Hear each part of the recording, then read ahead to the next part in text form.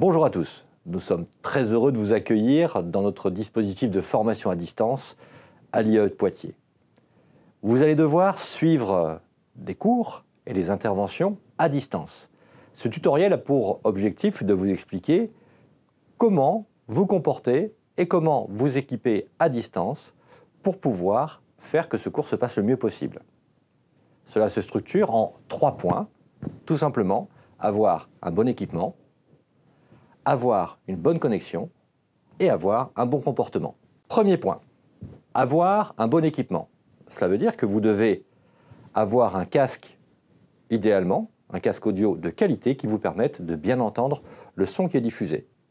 Deuxièmement, avoir un micro de qualité qui vous permette de vous exprimer de manière à ce que tout le monde puisse vous entendre distinctement, idéalement avec un système de réduction des bruits ambiants.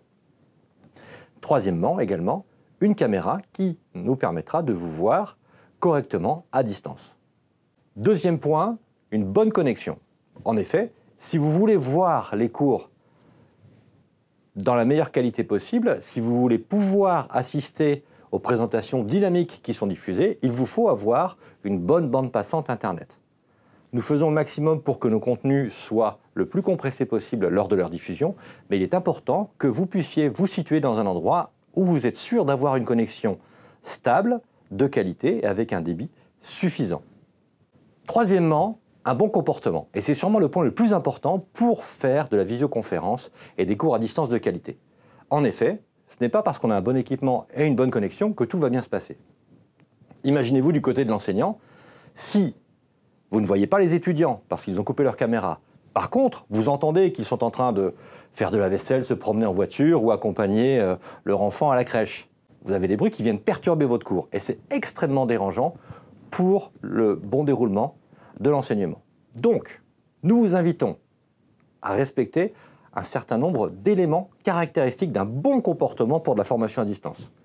Tout d'abord, vous allumez votre caméra et vous vous arrangez pour que le cadrage de votre caméra nous permette de vous voir en entier et vous permette d'être filmé correctement.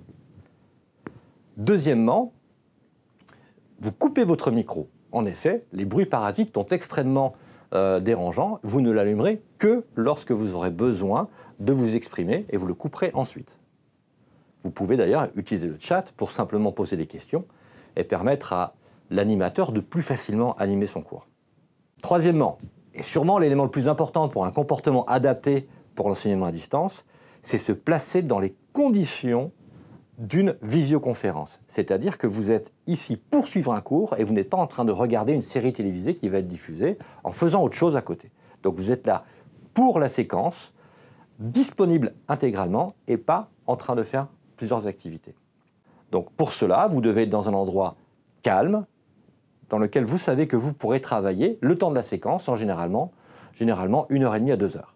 Voilà, c'était les 3 éléments importants pour faire de la bonne visioconférence et que nous puissions tous travailler dans de bonnes conditions. Je vous le rappelle, de bons équipements, une bonne connexion et surtout un bon comportement.